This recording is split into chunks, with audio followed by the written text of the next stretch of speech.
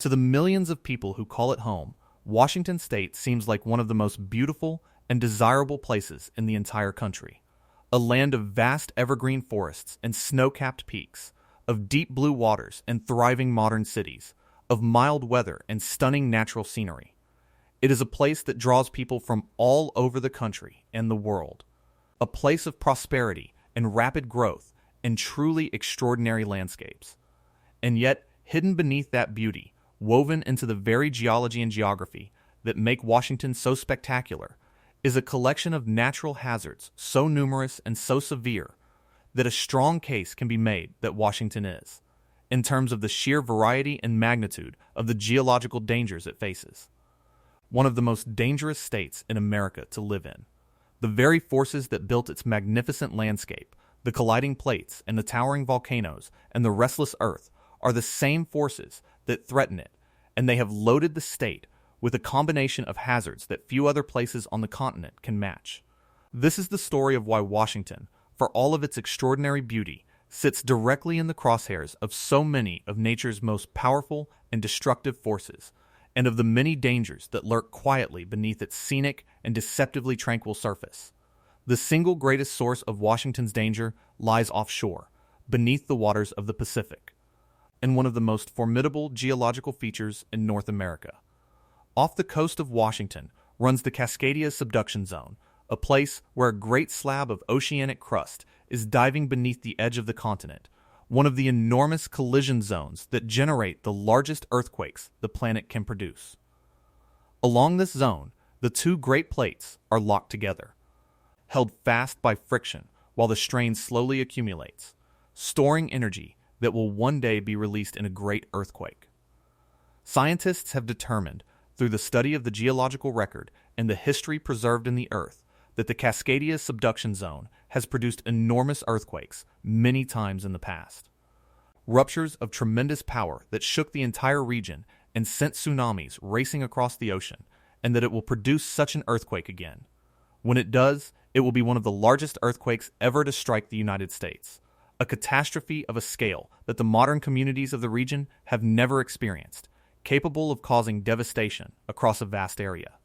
The Cascadia earthquake is a threat of almost unimaginable proportions, for it would shake the region violently for minutes on end, far longer than most earthquakes last, subjecting the buildings and the infrastructure and the people to a prolonged and violent assault. It would strike the great cities of the region and the smaller communities alike, damaging structures, rupturing pipelines, collapsing bridges, and cutting the roads and the utilities that sustain modern life. And it would generate a tsunami, a great wall of water thrown up by the sudden movement of the ocean floor that would race toward the coast and arrive within minutes, inundating the low-lying coastal communities with devastating force and giving the people there only minutes to reach high ground. The combination of the violent and prolonged shaking and the fast-arriving tsunami makes the Cascadia earthquake one of the most serious natural threats facing any part of the United States, and it hangs over Washington as the greatest of the many dangers the state faces, a certainty over the long span of geological time, though its exact timing cannot be predicted. But the Cascadia Subduction Zone is only the beginning of Washington's dangers, for the state is also home to some of the most dangerous volcanoes in the country, part of the great chain of Cascade volcanoes that runs through the region. Washington contains several major volcanoes, towering peaks that dominate the landscape and that are, despite their serene appearance, active and capable of erupting. And among these, one stands out as perhaps the single most dangerous volcano in the United States, not because it is the most likely to erupt, but because of the catastrophic threat it poses to the populated areas around it. That volcano is Mount Rainier, the great peak that rises above the region, its summit crowned with glaciers and snow. A magnificent and beloved landmark, but Mount Rainier is also a loaded gun, for the very glaciers and snow that make it so beautiful represent an enormous reservoir of frozen water, and this water is the source of its greatest danger. The particular threat that Mount Rainier poses is not primarily the eruption itself, the lava and the ash, but a phenomenon called a lahar, a torrent of mud and rock and debris that can race down the slopes and valleys of the volcano at terrifying speed. A A lahar forms when the snow and ice that cap the volcano are melted, whether by an eruption or by the heat and instability of the mountain, releasing a flood of water that mixes with the loose volcanic debris on the slopes and rushes downhill as a devastating flow with the consistency of wet concrete. Because Mount Rainier holds such an enormous quantity of ice and snow, it is capable of generating truly massive lahars, and these can travel far down the valleys that radiate from the mountain, reaching communities many miles away. And here is the terrifying fact. The valleys that lead down from Mount Rainier are home to many communities, towns, and suburbs built on the very ground that past lahars have covered. So that a great lahar could inundate populated areas well beyond the base of the volcano. Tens of thousands of people live in the potential path of Mount Rainier's lahars, and a great lahar could reach them with little warning, a flow of debris burying everything in its path. This makes Mount Rainier one of the most dangerous volcanoes in the country. A threat not just of eruption, but of a catastrophic flow that could strike the populated valleys below. And Mount Rainier is not the only volcanic threat in Washington, for the state contains other major volcanoes as well, each posing its own hazards. There is Mount St. Helens, famous for its catastrophic eruption in recent history. A dramatic reminder that these mountains are active and capable of tremendous violence, an eruption that reshaped the landscape and demonstrated the destructive power that the Cascade volcanoes can unleash. There is Mount Baker and Glacier Peak and Mount Adams, other great volcanoes in the state, each capable of eruption and each carrying its own dangers. From ashfall to lahars to the other hazards that volcanoes bring. The presence of so many active volcanoes, clustered in a single state, adds enormously to Washington's collection of dangers, layering the volcanic threat on top of the earthquake threat, so that the state faces not one great geological hazard, but several at once, each capable of catastrophe. What makes the volcanic threat in Washington especially serious is the way it interacts with the density of the population and the pattern of development, for the beautiful valleys that radiate from the great volcanoes have become desirable places to live, filling with towns and suburbs precisely in the areas most exposed to the volcanic hazards. The fertile, flat ground of these valleys, so attractive for building, is in many cases the very ground laid down by past lahars, the debris of ancient flows that swept down from the mountains long ago. To build on this ground is to build in the path of future flows, and yet the growth of the region has pushed development ever farther into these valleys, placing more and more people in harm's way. This is a pattern that recurs throughout Washington, the collision of a growing population with a hazardous landscape, as people are drawn to the beauty and the opportunity of a place whose very geology makes it dangerous. The concentration of people in the exposed areas amplifies the threat, turning what might be a manageable hazard in an empty wilderness into a potential catastrophe in a populated region. And it is this combination of severe hazard and dense population that gives Washington's dangers their particular weight. It is worth pausing to appreciate how scientists have come to understand these threats. For the knowledge of Washington's dangers is itself a remarkable achievement, hard-won through decades of careful investigation. Scientists have studied the geological record of the Cascadia Subduction Zone, reading the evidence of past earthquakes and tsunamis in the buried soils and the drowned forests and the deposits left by ancient waves, reconstructing a history of great earthquakes stretching back thousands of years. They have mapped the paths of past lahars from the great volcanoes, tracing the debris of ancient flows to understand where future flows might go, identifying the valleys and the communities most at risk. They have identified and studied the crustal faults beneath the cities, and monitored the volcanoes for signs of unrest, and assessed the dangers of landslides and floods and fires. This body of knowledge, painstakingly assembled, is what allows the state to understand the threats it faces and to prepare for them, transforming the hidden dangers of the landscape into hazards that can be mapped and planned for, and, to some degree, guarded against. The very fact that we know how dangerous Washington is represents a triumph of scientific investigation, the illumination of threats that would otherwise lie hidden beneath the beauty. Beyond the earthquakes and the volcanoes, Washington faces still other geological dangers, further adding to the case for its position among the most dangerous states. The state is prone to landslides, its steep terrain, and its heavy rainfall combining to make the ground unstable in many places.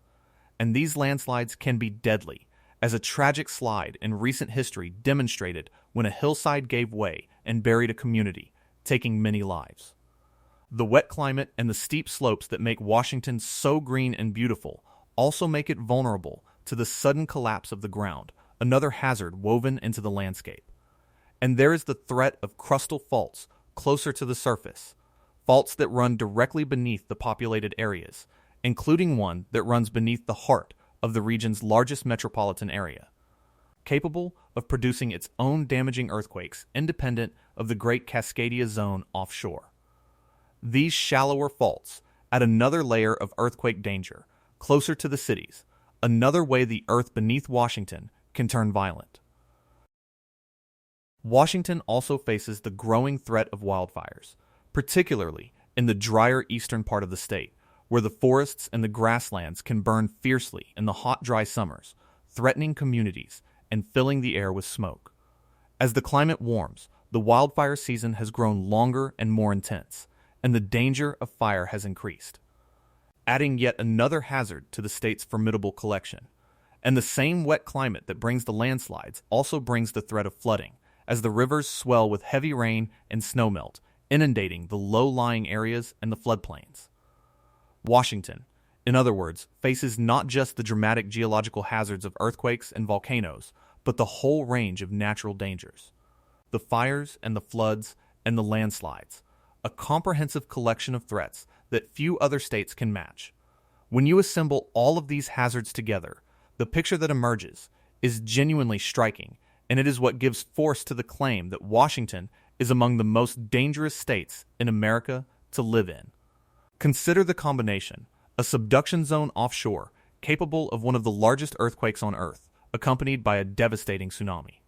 Some of the most dangerous volcanoes in the country, including one, Mount Rainier, whose lahars threaten tens of thousands of people in the valleys below. Crustal faults running directly beneath the largest cities, capable of their own damaging earthquakes. A landscape prone to deadly landslides, made unstable by the steep terrain and the heavy rain. A growing threat of wildfires in the drier regions, and the perennial danger of flooding. No single one of these hazards is unique to Washington, but the combination of all of them in a single state, the sheer variety and magnitude of the geological and natural dangers, concentrated in one place, is what sets Washington apart and what makes the case that it is, in terms of natural hazards, one of the most dangerous places to live in the entire country. It is important, in making this case, to be honest and careful about what it means and what it does not, because the goal is not to frighten people away from a beautiful state, but to illuminate the genuine dangers that its geology and geography present. The great hazards, the Cascadia earthquake above all, are threats that unfold over long spans of geological time. And their exact timing cannot be predicted, which means that the people of Washington go about their daily lives, for the most part, without any immediate danger, the threats latent beneath the beauty. Most people who live in Washington will never experience the Great Cascadia earthquake or a catastrophic eruption of Mount Rainier, for these are rare events on the scale of a human life, even if they are certain over the longer span of geological time. The danger of Washington is not that catastrophe is imminent or that daily life is perilous, but that the state sits atop a remarkable concentration of powerful natural hazards, any of which could, in time, produce a disaster of great magnitude. It is a danger of potential rather than of immediate threat. A loading of the geological dice that makes Washington, over the long run, one of the most hazard-prone states in the nation.